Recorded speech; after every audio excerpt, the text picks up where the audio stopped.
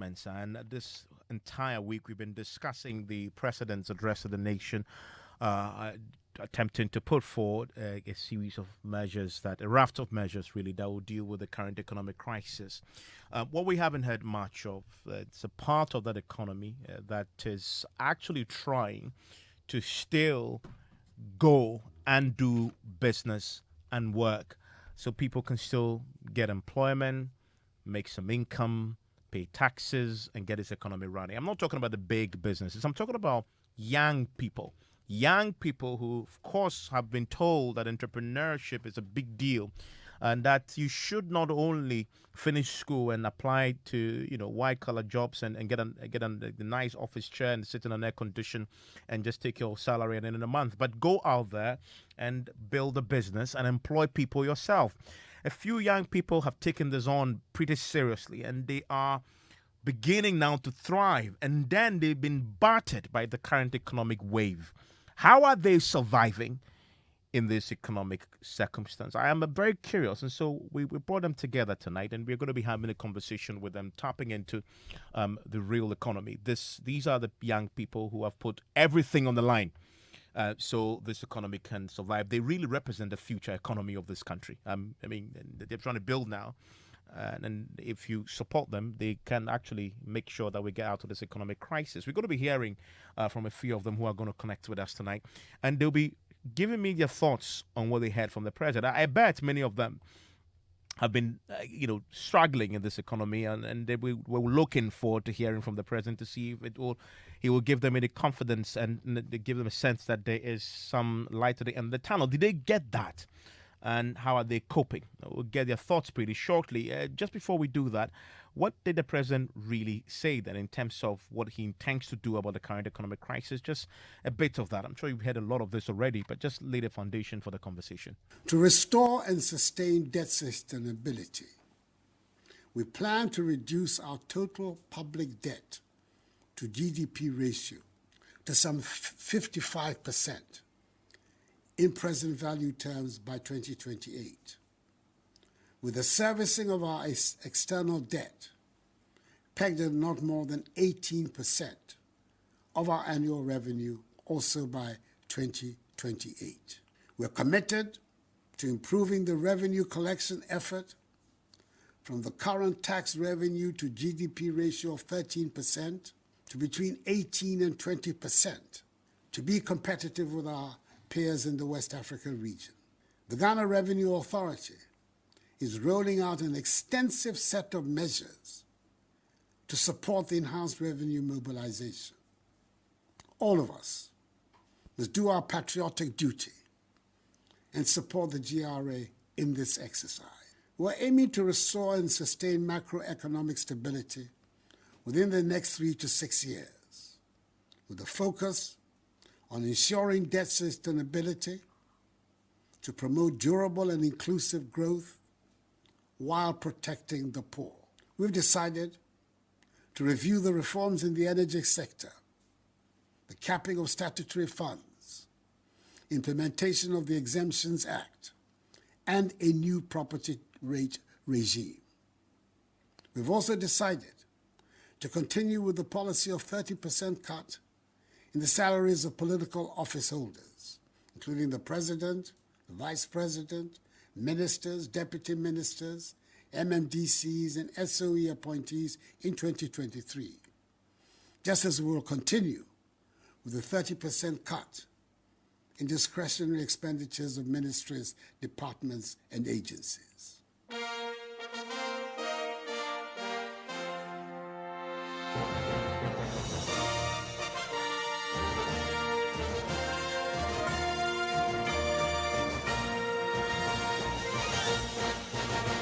So that was the president there, laying out a few of the things he wants to do, and some of them already is doing. You've had the reactions this week from across the board, but we haven't heard from that, section of the economy. Often their voices are pretty muted because they are startups, businesses just about to take off, and it's a struggle already. The mere definition of you starting up small Can you imagine what this means to them? This current economic crisis is doing to them, even before they manage to take off fully, spread their wings, and fly. That's why I want to hear them. I want to hear their voices on Ghana Connect tonight. And many of them, I'm delighted to say, connecting tonight with us. Harrison Mati runs a business 1115 restaurant. Hello, Harrison. Hi, Evans. Good evening. Great to have you, Harrison. Vanessa Okoboy also runs a business, Swoosh Delivery. I got it right, Vanessa. Yes, you did. Swoosh Delivery. Great. Barnabas Mensah runs a business. He calls it New Best Transport Services. Hello, Barnabas. Hello, Barnabas. Please unmute Barnabas if you're on and say hello to me. Emmanuel Achio runs. Hi, Evans. I heard you rightly. Thank you. Fantastic, Barnabas. Emmanuel Achio runs a business. He calls it The Bar Cocktails. Hello, Emmanuel. Yeah, hello. Good evening. Great. Ebenezer Yeboah also runs a business. Haube Multimedia, Photography and Videography. Hello, Ebenezer. Hello, Ebenezer. Please unmute. All of you, please unmute if you're on Zoom. Let's have a conversation. I want it to be very interactive, so I'm going to restrict myself from asking. Yes, Ebenezer. Thanks for connecting. I'm going to restrict myself from asking too many questions. I just want you to interact among yourselves. I just want interaction among yourselves. I want to understand, how you're coping, what you do, how you're surviving, how many people you employ. We'll come to all that. Just interact as freely as possible. Also connecting in the studio is Worship Joshua Frimpong. He's the co-founder of Adani Chemist Limited. He's also the CEO of Weafea Kenting Agro Company Limited, and he joins in the studio. Hello, Worship. Hi, Evan. Great to have you, Worship. I like the fact that we have an agro person in the studio because you feed us all, and we know food prices have gone up and exorbitantly. So I'm curious to hear your thoughts. Also be joined by Reginald. He works with and founded Reggie's Juice Bar. So great minds, young people doing great things. I'm always excited to have them join us for a conversation. So for 30 seconds each, gentleman and lady, just tell us what you do, what your businesses do. Harrison, let me start. 30 seconds. What do you do? 1115 restaurant. What do you do? All right, Evans, thank you. We sell food. We run street food services. We also have a dining restaurant. We have a branch in Lakeside Estates Community, one business center, one around Adenta, and another one in Abokobi coming up soon. And basically, we supply offices, individuals, events, outdoor, if you want to use our space for parties. And once you need food for any kind of event, we are the restaurant to call on. So we are into food production. Okay, great, Harrison. Vanessa, Swoosh Delivery, what do you do? So basically, I provide delivery services. I actually own two businesses. One is a skincare called Elixir, which I started when I was in University of Ghana. And then when I was done, I started with Swoosh. So basically, we just do the deliveries for you. At first, I wanted to do an 18 cedis flat rate, but that would be another topic for another time because it was beating me blue black. The fuel prices were killing me, so I wasn't able to do the 18 cedis flat rate. But now I also try to make sure that in as much as fuel prices are high. No, but don't worry about Vanessa. We'll come to the details of the fuel price. I just wanted to understand what the Swoosh Delivery does. Okay, so basically we just do delivery services door to door. We do personal errands. We do office errands. We do, if you have some medicines you want us to get it for, you can go get it. We'll go and buy it and we'll bring it to you. If you're thinking somebody may be a scammer, so you don't want to pay outright, we can get there. We make the payments, so we take the item, bring it to you, and then we take our money. So that's what Swoosh Delivery does. So you even pay on behalf of people and then you go and take the money. Okay, so you bear the risk of. Okay, I get it. That's very interesting. Yeah. That's a very innovative additions to the delivery service. I didn't know that existed. Great, Vanessa. Swoosh Delivery. Barnabas Mensah, New Best Transport Services. Goodness me, Barnabas. I can't wait to hear your thoughts on this because you're really in the heart of bearing the brand there. But what do you do? Right. Thank you. Good evening again. So New Best Transport Services, we have buses, we have vans, and saloon cars for rent. Yes, and we do rent them to so many companies. Okay, great. We Emmanuel? have we have done to a lot of renowned companies in here in the country, and we also do plan and execute excursions and tours for foreigners and people within the country as well. So that's a whole chain of services, transport services that you offer. Emmanuel, the bar Yeah. cocktails. Yeah. So I'm a mixologist, and we offer um, cocktail services to people who book us for events. So we mostly purchase our goods from the market and stores, anywhere where we can get our goods. We just go and purchase, and then we go to the booked event. Then we just render our services over there. Okay, so in other words, I can invite you in if I have an event and you come and do the cocktails for the Of people course, I'm inviting. Okay, so that's of course, of course. okay. Great, Emmanuel. Thank you very much, Emmanuel. There's something with the mouthpiece you're using. It's muffling your voice a bit. So let's see if we can correct it when I come back to you. Ebenezer is Ebenezer Yeboah with the Halby Multimedia Photography and Videography. Ebenezer, what do you do? Thank you very much, and a very good evening to our listeners.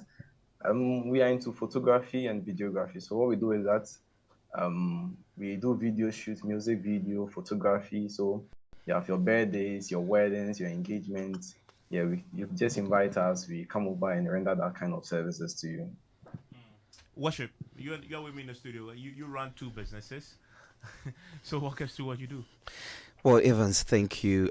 So Adani Chemist basically is a community pharmaceutical company that is interested in providing quality health care to our patients. We are focused on building an integrated health system that helps to support hospitals, community hospitals and clinics, and reduces the overwhelming pressure on them. Our services extend to about 8 patients in 8 communities, nearby communities around us.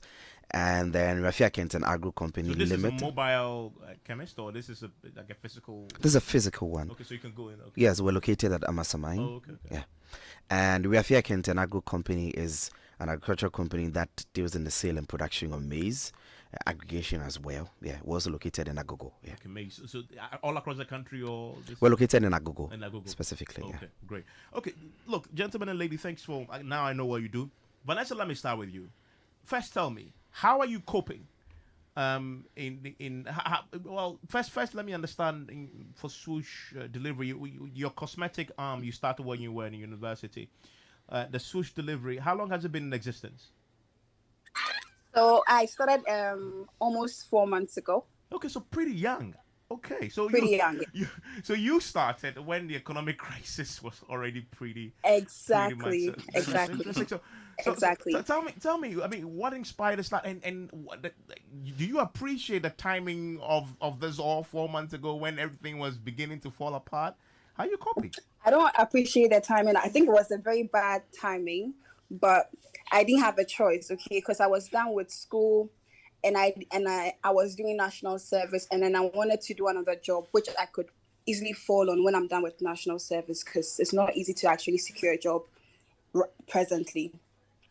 So I started to do a delivery service. I started with 2 bikes, and after 2 weeks, I started to buy one more bike. So I have 3 bikes now, and I have 3 riders who work for me. Now, at first I used to just buy maybe 120, and it will fill my tank. My bikes are 2 boxes and 1 hauju. So 120 each, and all of them, it will be filled. Right now, when I even buy 170, the tank is not full. And I can do like 2-3 delivery. I can fill my tank like maybe 2-3 times in a week. 2-3 times in a week. And right now, I wanted to do 18 CDs. That was the plan. I wanted to do 18 CDs flat rate. So basically, I can pick up the packages and then I distribute it to my workers, and then maybe the following day we deliver it to the customers or the clients. People could call me, and I realized people were taking advantage because they could deliberately call me and say, okay, pick up from Tema Community 25 and take it to Amasamai for me. And I was charging 18 CDs, right? And somebody to come and say, maybe come and pick up from Pokwase and take it to my community 25 or Michelle Camp. If you really know Ghana, you realize that these places are really far, and on the regular, people will be charging maybe 100 cedis or 120 for that kind of a distance. But I said I was going to do 18 cedis. After just 6 days, I basically had to just stop because I wasn't making even. I had workers to pay, and basically I wasn't making anything. At the end of the first month, I made 400 cedis after paying my workers. 400 cedis. And I was wondering like what to do. So that was how come I decided that how much? So was that profit? That was the profit I made. Okay. Wow. 400 cedis. And you know, usually according to what my research, you're supposed to make like 2,000, 2,005 in a month.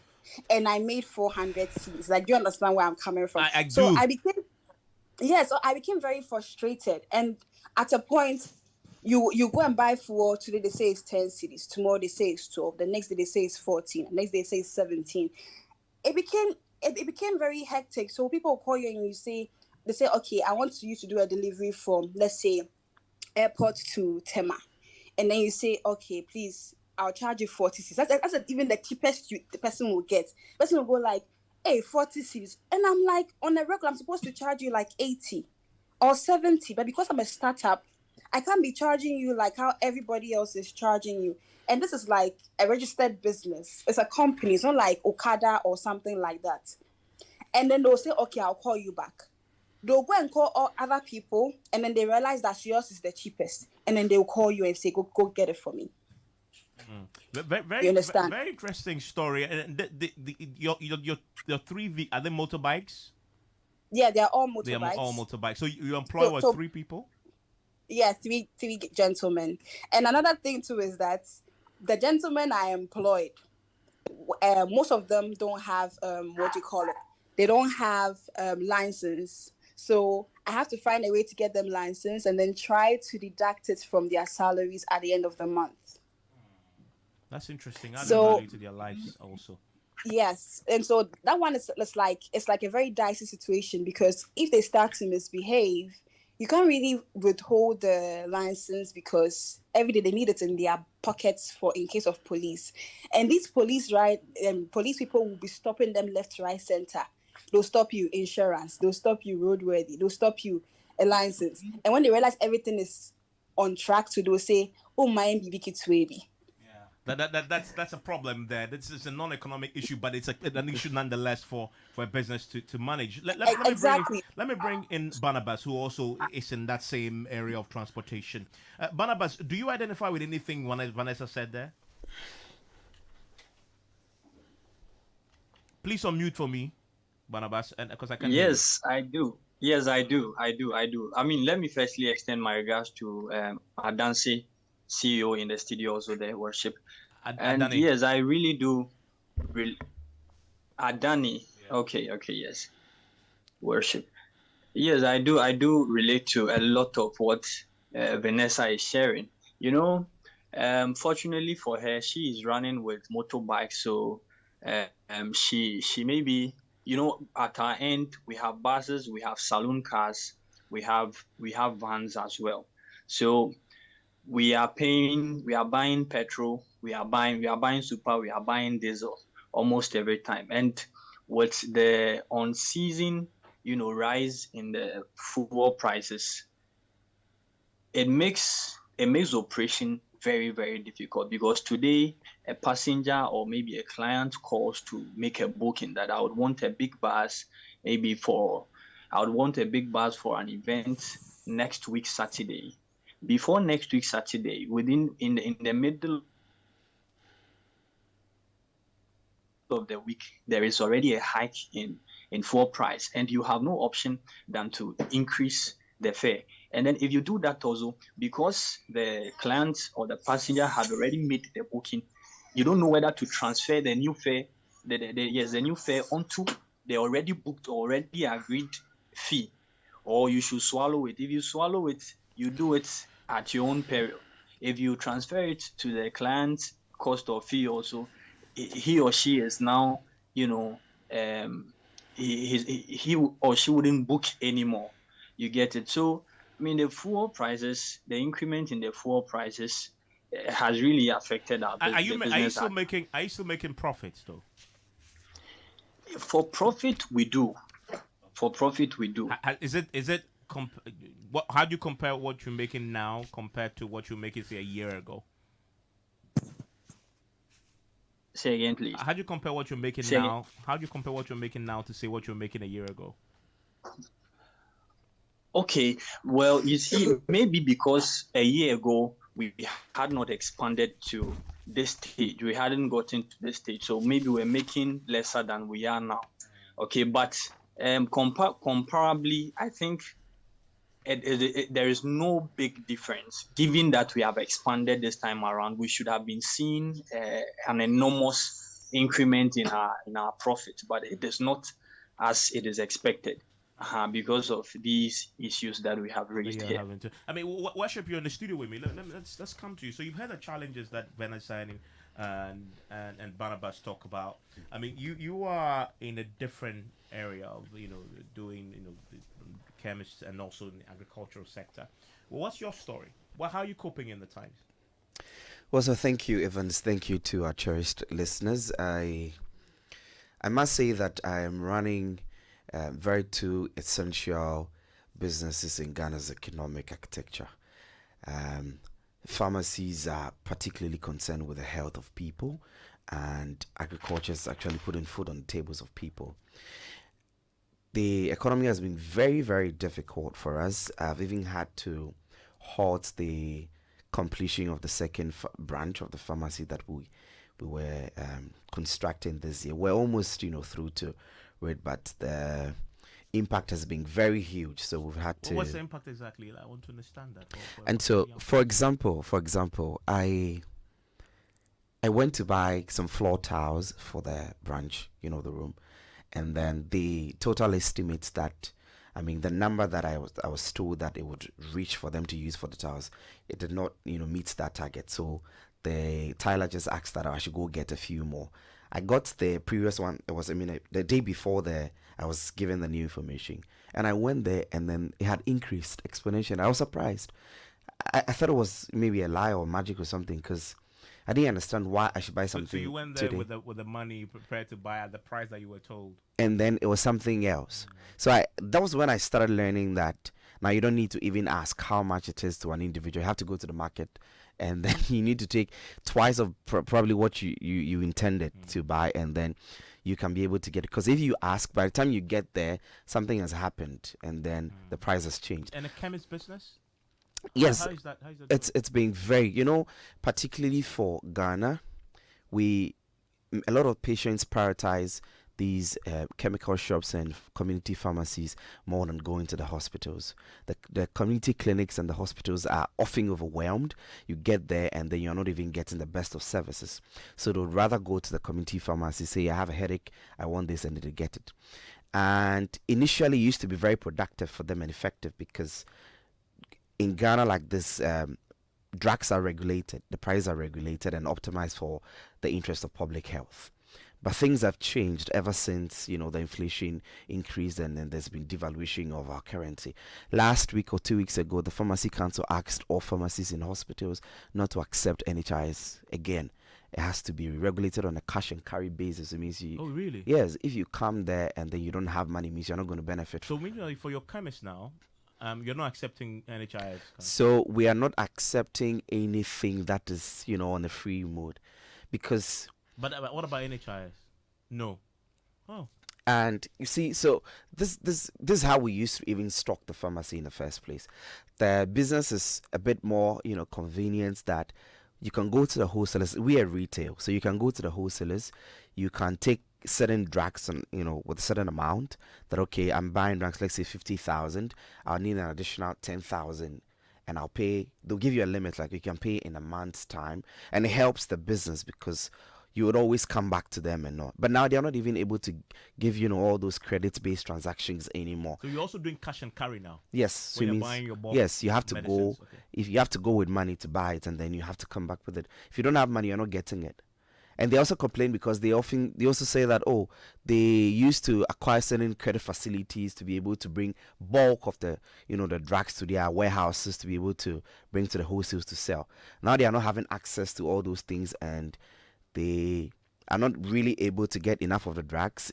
Prices on imported goods have increased and all that, so they cannot do the credit based transactions. And I'm imagining you started by telling us how yours is a community-based service, right? And so a lot of people, I guess, who come to your shop will come to your shop with NHIS cards because it's community-based, they come, right? Is that am I right? So it's only the pharmacies that are resident in the hospitals that take NHIS. Okay. So the directive goes directly to them. Okay. But normally for we in the communities, we that run the community pharmacies, when they are giving, the patients are giving doctors prescription, those drugs, the prescriptive drugs, when they come with it and realize, the prescriptive drugs they are significant to the person's health at the time.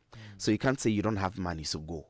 So we had, a certain, in intervention models that we used to run. We can say, okay, pay 80% and then settle the 20% later, pay 70, settle the 30 later. Normally So people are buying medicines on credit now? People used to. Okay. But now you can't come and access 70 and then pay 30 later. So now that facility is no longer there. So we're not operating on that credit-based transactions anymore. It is impossible.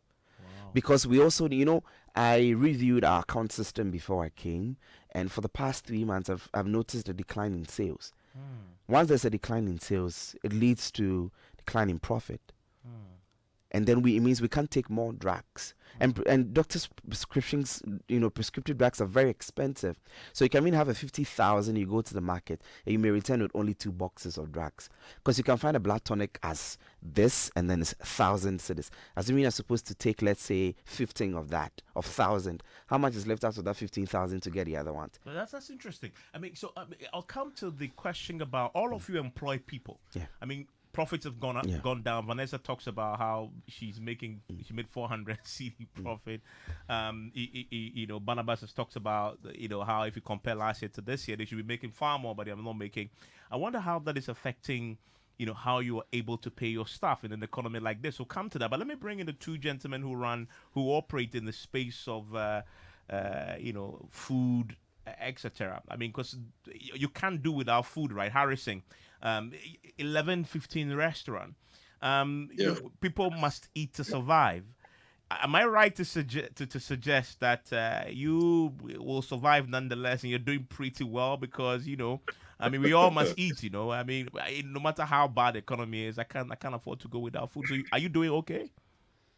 Evans, if you go to the chop bar and you buy fufu 10 cedis, you used to buy 7 cedis, now you go, I'm sure 7 cedis wouldn't even feed you, wouldn't be enough for you. You're right. Now my gobe, I've reduced the gobe size that I do.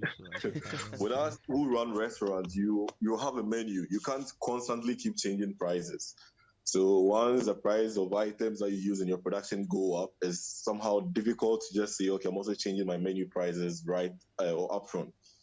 So, for example, last 2 weeks, we changed prices. We informed customers for 2 weeks that we're going to increase our prices by 10 cedis, which we did. Just 3 days after we had increased prices by 10 cedis, the price of chicken went up from 230 cedis to 310 cedis. That's just a box of chicken. Oil, you can't. Gas, we can't even find gas to buy. LPG. So yesterday we had to comb, spend fuel, spend money to fill our vehicle in search of LPG gas. To talk of, I also have delivery service that I run. I have motorbikes that we do delivery. You don't know where to start from. So the effect on us who sell food is, I think it's far greater than other sectors or other industries, because for us, we need to go and buy from the market. And everything. Tell me that story about, because we hear food prices have gone up a lot. And of course you're buying to cook now. What's the story there? What are you noticing when you go to buy? Are you sourcing all your food products locally, or some is imported? And how are you dealing with the pricing issues on the market? So we buy from the marginal markets close to us. So everything we buy, we get from marginal markets. Some we get from farm gates when they are available.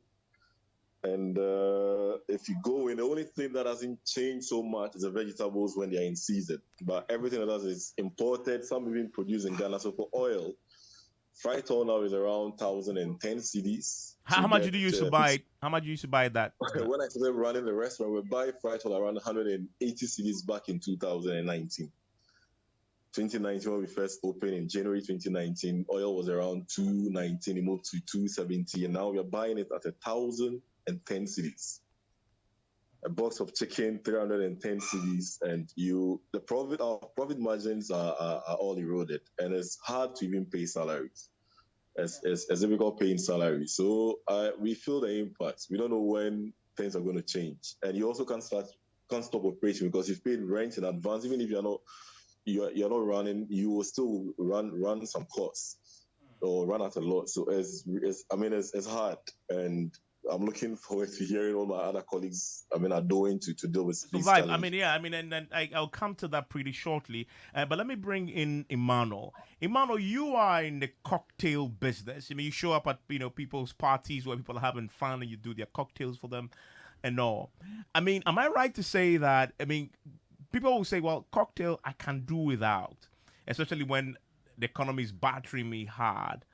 Is that a pinch you're beginning to feel now in the midst of the economic crisis, Emmanuel? Well, yeah, actually, that has been the case. Um, previous previous months ago, I was getting a lot of contract bookings. Okay, but I get to a certain point where they book and then they withdraw. Okay, because I try to tell them that there has been a little bit of an adjustment over there, so just need to try and cover that place up. So that's very challenging for, let me say, a few weeks. Yeah. So with the increase of goods and services, that's been every day. You go here this very day, it's a different cost. You go the next day, another cost. The same statement worship was making. You go there one day, it's a different cost. You move there, it's another cost again. You move to a different shop, it's a different story altogether. So I deal with alcoholic and non-alcoholic. And I quite remember the last time, when I began the business, a bottle of alcoholic drink, that was around 60 Ghana cedis, at least 60 Ghana cedis. Right now, it's around 120 Ghana cedis. That's the least for a bottle of alcoholic drink, like a vodka or something. That's the least amount that you get.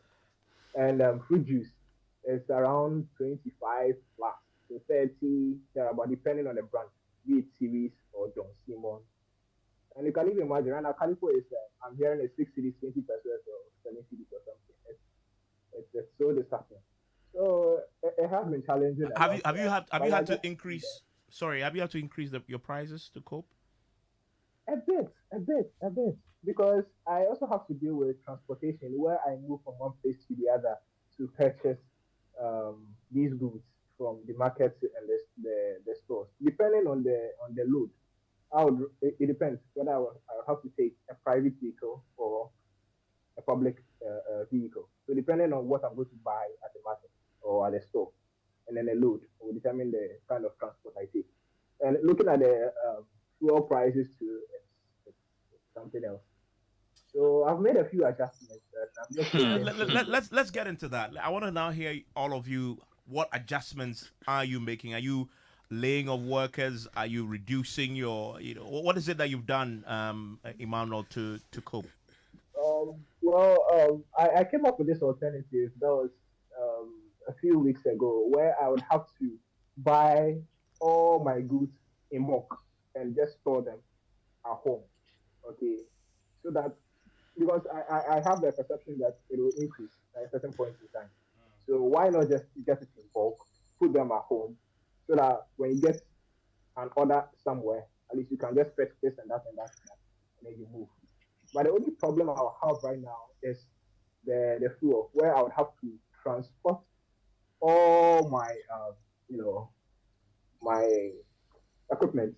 For example, the cocktail stand, the table, the decorations, all those kind of things, my cocktail sets and all those kind of things, and then my employees as well, all in one vehicle where we move. Okay, so the fuel too is also another thing, but we are still managing. And I think So again, right. I mean, Washa, let me come to you. So, how are you? What specific steps are you taking now to cope with? Have you made any adjustments, especially if you also look at your agro, company that you also run? What specific adjustments are you making as a young business? So, particularly with the agro company now, what we're looking at doing is to find a way and stabilize the prices of the products that we are ready to bring to the market. So, the impacts that we have, experienced currently have had to do with the processes of production. And so we are now anticipating how the sales are going to look like, because these moments and these seasons are still planting seasons for maize, and so we've had to bear a lot of increased cost on pesticides, insecticides. So all you have a those farm? things. Yes. Oh, okay. So we run on a 50-acre maize farm at Agogo, and there's been a lot of pressure. Today you get a call from the farm manager. He says that when I went to get the insecticides, the prices have inflated again. So what do we do? Like, okay, we'll have to reduce the number of boxes we're supposed to buy. You know what that leads to? What it means is that we'll not be able to invest much into the production to ensure that what we are producing becomes very good for the market. So you might probably have less harvest than you anticipated, Exactly. and the quality may not be as what May not be as standard as you're expecting it to be. And then it would lead to people having health issues from foods and all that. And so for the farm, we're still, trying to prepare and then think around what we're going to do. Because I think 3 weeks ago, a bag of maize at Agogo was 300, and then 2 days ago it was 420. Huh? Yes. Say that again. 3 weeks ago it was 300 cedis, and then 2 days ago it was 420. I don't know what it will be today. 120 CDs in increment. So I don't know what the price is really going to be in December, and that's when people would want to buy December, January, and this. So it's really going to affect, the families like that. But away from the agro, for the pharmacy, we've had to halt preparations on the branch. We've had to halt it. It could have provided employment to about 5 a young people. business, you're about to expand. Now you've put that expansion on hold. Yes. Okay, which means if you had expanded, you would have employed. How many people do you employ? So we would have employed 2 pharmacists, 2 MCs. That's 4. 4 people. Yes. So 4 people will not have jobs now because Yeah. of the current economic crisis.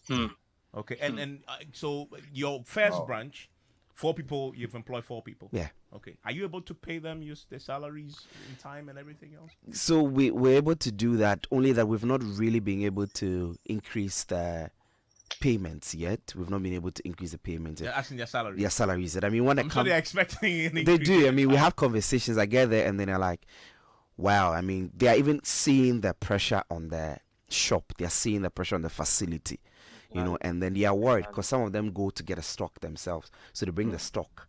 And then when they go and then they come, they understand when I say that when I went to the wholesalers today, this is what I was able to get. So we'd have to, manage the whole thing. One time, something very, sad happened. A woman entered there with her sick child, and then she was supposed to buy a drug.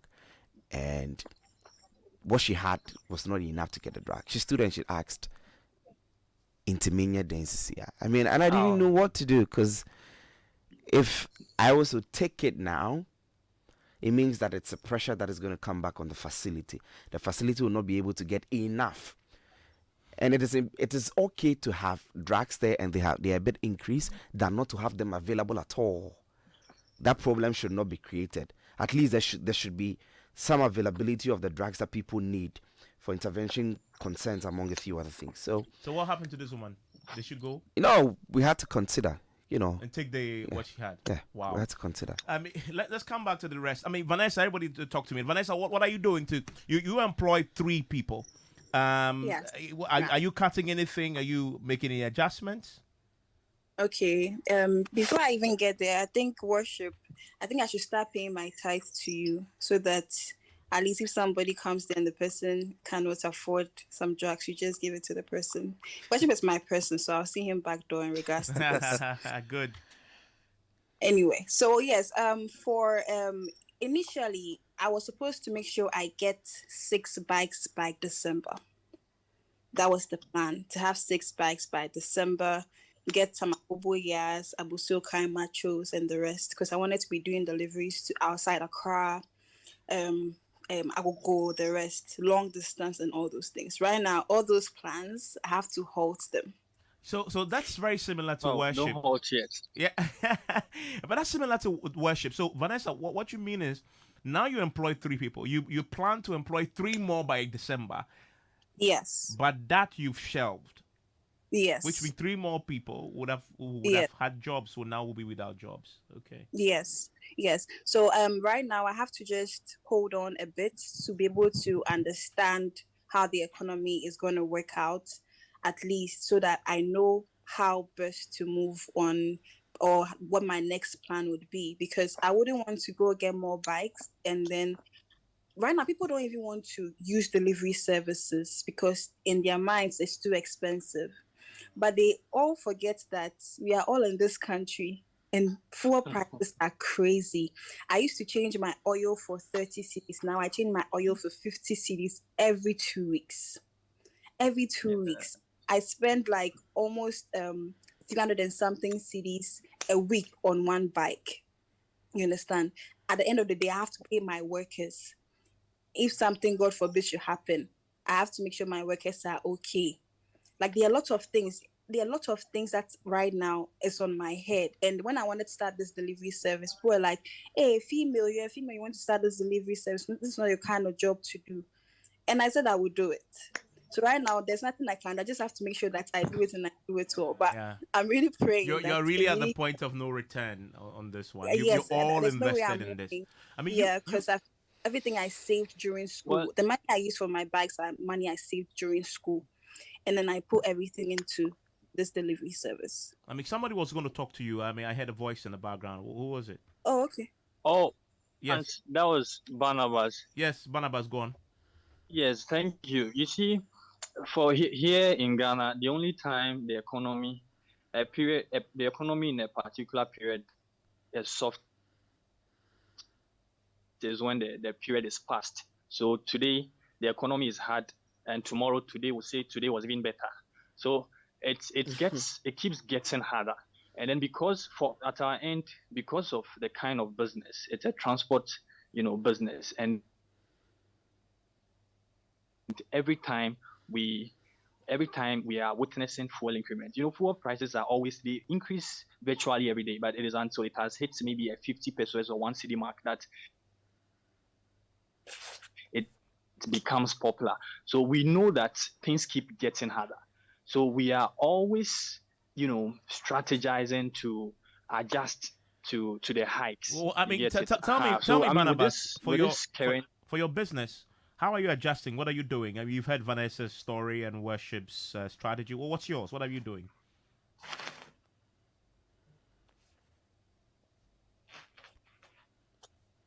Yep. You see, so the one challenge is now with the cars, without cars, for instance, people would come rent cars for maybe some luxurious activities. And the young guys, they want to go flex, they want to take it, they take their people out. But because of the hardship in the country now they are reducing these engagements. Okay, now people don't even come for buses for excursions or trips as they used to do. So now our primary client are now the organizations or the big companies, Jumia and the like. So what we are now investing too much in thinking, rethinking, strategizing, and re-strategizing, just so we don't go out of business. I think for what we are doing differently, it is not really something different. It is what we have been doing in the times past, but we are only amplifying or intensifying it this time. That is now reaching out to some more companies, okay, and then making known ourselves. Yeah, I mean, so I see you doing a bit. Let me bring in Ebenezer. To them what we can do to help Yeah, them, sharing with them our track record or experiences with other companies. I mean, Ebenezer, you run a photography and videography business. How are you coping, and are you adopting any coping strategies? What are these? Sure. In fact, the question you asked Emmanuel was the question you should have even asked me, because some people consider that photography and videography is not a necessity. In fact, we can even do away with the photography. We have iPhones, we have this. I think we can manage them. So they come over, they ask the prices, we tell them, and they will get back to you. In fact, I'm waiting for some of them to get back to me, but we are hoping that things will get They better. get Yeah, back. that's very, that's I very hope true. they That's very, get back. I Exactly. encounter We are that a lot. I encounter that a lot. So what we usually do is, in fact, what I'm actually doing now is that I'm reducing the effort on labor or the labor aspect. So if I have a shoot or a wedding or a program where I need about 3 photographers to help me do the work, I will probably go for one person just to assist me. And you realize that we try and multitask and the work becomes so tedious. We don't get the complete sense of what the work we want to do. So, in fact, one thing we are actually doing is reducing labor. But because if you check, even let me come to even our gadgets. Sometimes some people argue that you've already bought your camera, you've bought your this thing, so you don't need to increase prices. Yours is services, you don't need to increase prices. But in fact, when these cameras get faulty, the cost of maintenance, when my laptop gets faulty, the cost of me, in fact, my laptop is even faulty, is giving me blue screens. I asked for the price of laptop, and it's now about 15,000 cedis just for my work. It's a special laptop I need for my work, and it's about 15,000 cedis now. At first, it was about 9,000 cedis. The cameras are now about 45,000 cedis, which was previously about 25 to 30,000 cedis. And this is huge investment. This is, in fact, this is even an amount of money that can start another business on its own. But we are just investing it in one camera. So what we are trying to do at our side is maybe reduce the renting and stuff. So instead of me renting camera from maybe a company where they will charge me about maybe 230 cedis for one camera, I'll resort to my friends who can give it to me about 50 cedis or 100 cedis, and maybe I think that would be better. But the labor is one thing we are also cutting down just to ensure that cutting labor. Even sitting here alone, from worship labor that he has to cut now with the lack of expansion is 4. Vanessa is 3. Yours, you say if you need 3, you take 2. So around the table alone, we are in the region of 8 employees who would have had jobs by the end of this year, possibly who won't have jobs anymore because young people who are doing business can't employ more. Harrison, how are you coping? What are the coping strategies you've adopted for your restaurant? Evan, so ironically, I paid for a new restaurant branch. I paid rent in July this year to open a new branch. It's still on hold. We haven't been able to start operations yet. So, because the amount of money we need to invest in that, I wanted to buy a pizza oven that was at 28,000. It's now 32,000, just over 5 weeks. Let's say a month and a week. So one, we've started into going into street food where we don't need to invest so much into structure. We produce from one space and then move the food to the street joints.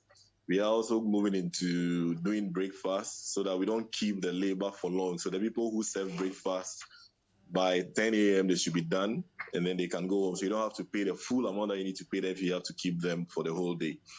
And because we are not opening dining spaces, we don't need to employ a lot more people. So the plans, we have to employ people, open branches before Christmas, because usually we time our opening to be a month or 2 before Christmas. Then you're able to enjoy traffic within the Christmas season, and then you can then get referrals after Christmas. So we are also trying to buy some items that we can buy in bulk. So rice, oil, we're also trying to use a few local items. When customers come, we encourage them to buy more of the Ghanaian stuff, so the banku, the palava sauce, and all that.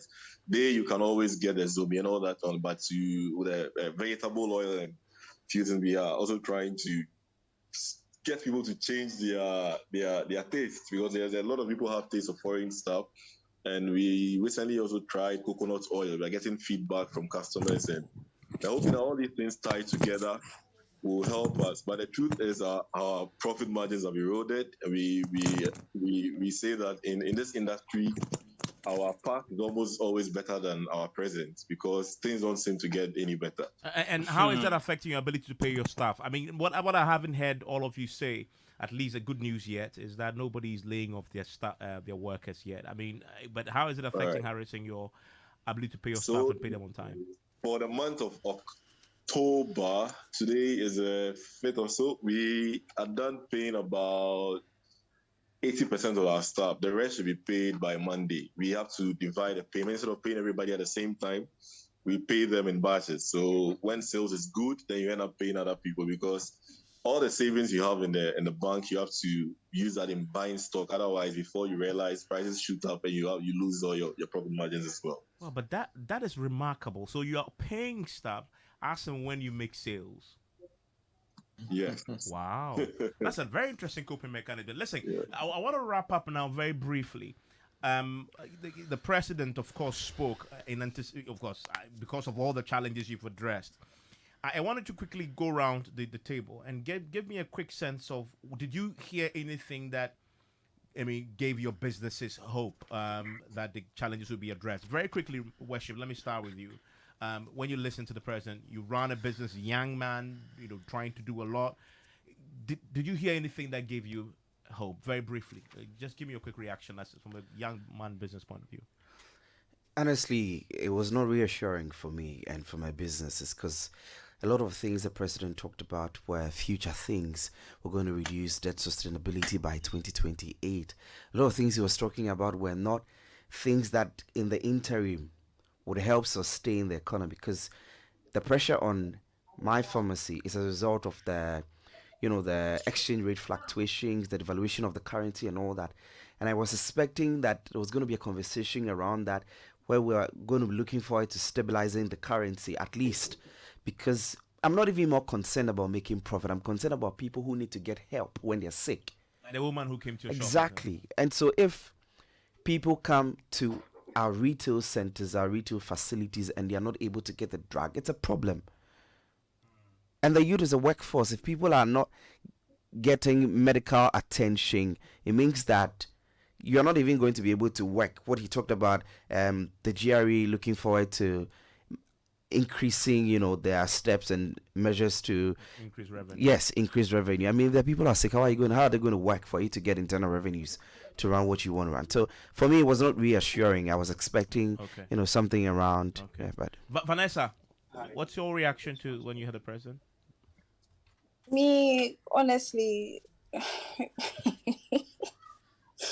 honestly, it wasn't anything, like nothing was really said that really touched my heart. All I was hoping to hear was maybe he would say that the fool has gone back to 6 cities, or the dollar is going back to 7 cities or 8 cities. But all the big English he was saying, Charlie, he wasn't really talking about anything, as was Worship rightly said, anything like now. Oh, he did say he can't pay the day anyway. Well, that's he didn't really say anything that was going to help me now. All he was saying was things that he's hoping it would help in the years to come. You understand? So I honestly wish him the best, because I know he's getting a lot of backlash and a lot of hitting on his head because of what is going on. People are saying all these things are happening all around the world, so we should try and cope. But we are trying to cope, all right, but we also want him to help us too small. So, okay. Well, good to hear from you on this. Harrison, very quickly, did you hear anything to fix the challenges you're facing now with your restaurant, the food, the paying of your staff, etc.?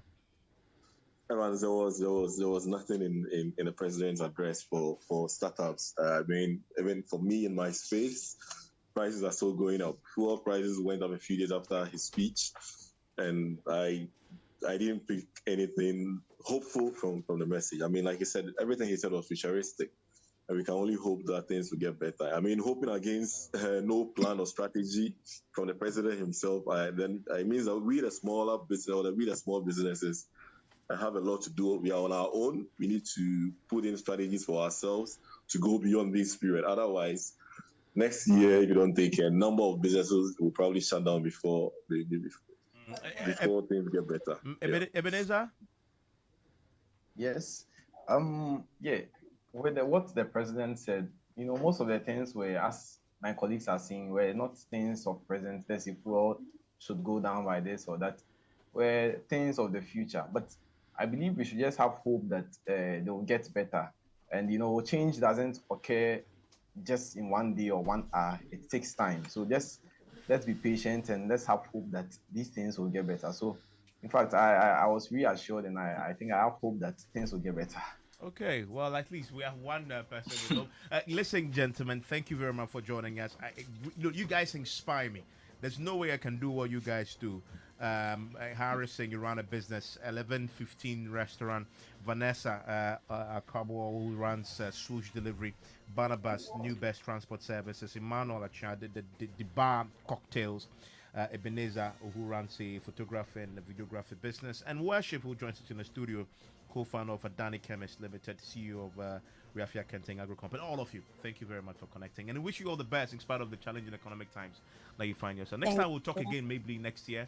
I hope to hear that you guys have thrived and none of you have collapsed. I hope so. Yes. No, of we course. won't collapse. We won't No, collapse. you Won't won't. collapse, Great, won't great, collapse, great. won't collapse. We'll Okay, survive. we will survive. I like that. Enjoy the rest of the evening, people. Up next is the Qatari Quest quiz, and Nathaniel Ato is joining us. We're going to have two semifinals. Two semifinals. Two semifinals tonight, and on the 11th is we're going to see who picks up the very big prizes. While keeping them under wraps still would reveal